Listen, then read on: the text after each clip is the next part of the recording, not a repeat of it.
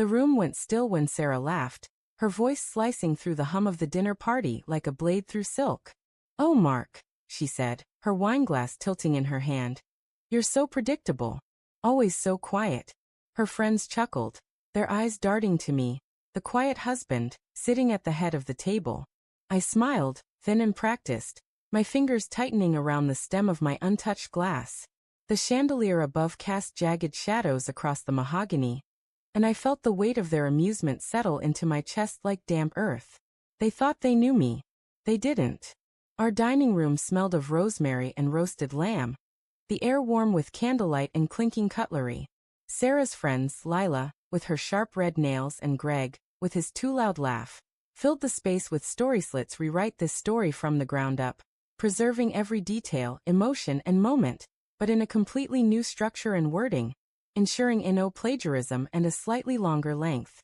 The dining room was a theater of warmth and mirth, fragrant with the savory aroma of roasted lamb and rosemary, the candlelight casting a soft glow that danced across the polished mahogany table.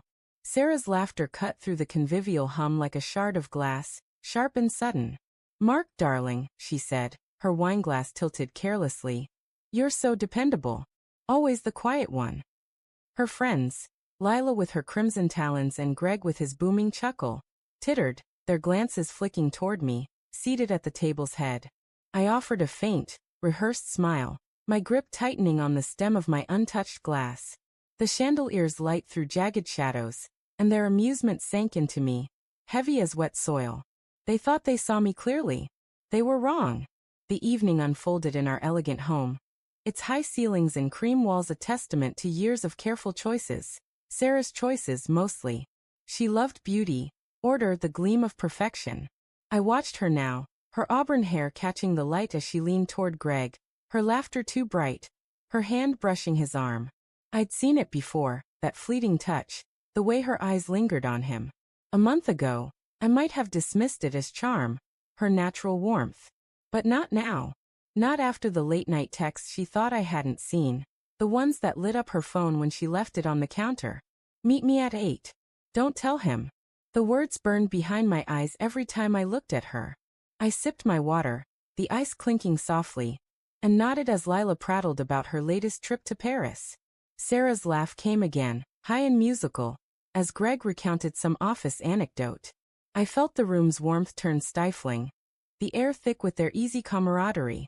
My silence, as always, went unnoticed, or rather, it was noticed and dismissed. "Mark's just soaking it all in," Sarah said once years ago, when we were still new, still soft with each other.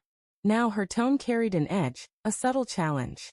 I met her gaze across the table, her green eyes bright but guarded, and I wondered if she sensed the shift in me, the quiet gathering of truths I hadn't yet spoken.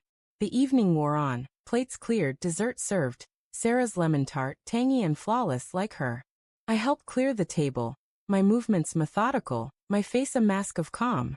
In the kitchen, I caught a snippet of their conversation, Lila's voice low, teasing. "You ever get bored, Sarah? With all this stability?" Sarah's reply was a laugh, light but sharp, like a splinter. "Oh, I manage," she said. My hands stilled on a plate, the porcelain cold under my fingers. "I manage." The words echoed, joining the fragments I'd been collecting. Her late returns from work drinks, the new perfume she wore, the way she locked her phone when I entered the room. Each moment had seemed small, excusable, until they weren't. Later, after Lila and Greg left, their laughter lingering like smoke, Sarah kicked off her heels and sighed, sinking into the couch. "That was fun," she said, her voice soft but distant as if testing me. I nodded, stacking dishes in the sink, the water hissing against the steel. I could feel her watching me, waiting for the usual, my quiet agreement, my steady presence. But tonight, my silence wasn't acquiescence. It was a coil tightening, a plan taking shape. The next morning, sunlight slanted through our bedroom window, gilding the white duvet where Sarah still slept, her hair fanned across the pillow. I stood in the doorway, coffee mug warm in my hands, and studied her. She was beautiful, always had been, cheekbones sharp as ambition, lips that once kissed me with hunger. I loved her, even now, and that was the worst of it. The ache in my chest wasn't just anger. It was grief for the years we'd built, the promises we'd made. I set the mug down and opened my laptop, my fingers steady as I logged into our accounts. Bank, mortgage, investments. I'd spent weeks preparing, consulting lawyers in secret, moving pieces like a chessboard she didn't know we were playing. The truth had come in fragments, each one a cut. A receipt for a hotel I didn't recognize, tucked in her purse. A colleague's offhand comment about seeing Sarah and Greg at a bar, their heads too close. Then the messages stumbled upon when her phone buzzed at 2 a.m. Can't stop thinking about you. I'd stared at the screen, my pulse a drumbeat, my mind scrambling to deny it. But denial crumbled under the weight of evidence, and now I knew. Sarah and Greg, months of stolen moments, lies woven into our life like threads in a tapestry. I didn't confront her. Not yet. Instead, I worked in the shadows of my own silence. I met with a lawyer in a bland office that smelled of coffee and paper, signing documents that would unravel our life. I transferred funds, secured assets, and ensured the house, her pride, her sanctuary, would no longer be hers. My name was on the deed, a detail she'd never questioned, trusting my quiet nature to mean compliance. She was wrong. That evening I cooked dinner, pasta with basil and tomatoes, her favorite.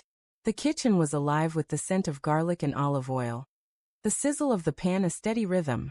Sarah came home late, her cheeks flushed, her excuse about a client meeting thin as gauze. We ate in near silence, the clink of forks loud in the quiet. You're awfully quiet tonight, she said, her tone half teasing, half wary. I looked at her, my eyes steady. Just thinking, I said, and her smile faltered, just for a second.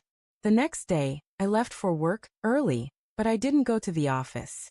I sat in a cafe, the air sharp with espresso, and finalized the last steps. Papers signed, accounts secured, my life untangled from hers. When I returned home, Sarah was on the couch, scrolling her phone, oblivious. I set a manila envelope on the coffee table, its edges crisp, its weight heavy with finality. What's this? She asked, her voice light but her eyes narrowing. Divorce papers, I said, my voice even, like the surface of a frozen lake. And a notice. The house is in my name. You'll need to leave by next week. Her face drained of color, her phone slipping to the cushion. Mark, what, why? Her voice cracked, but I saw the truth in her eyes, the guilt she couldn't hide. She knew I knew.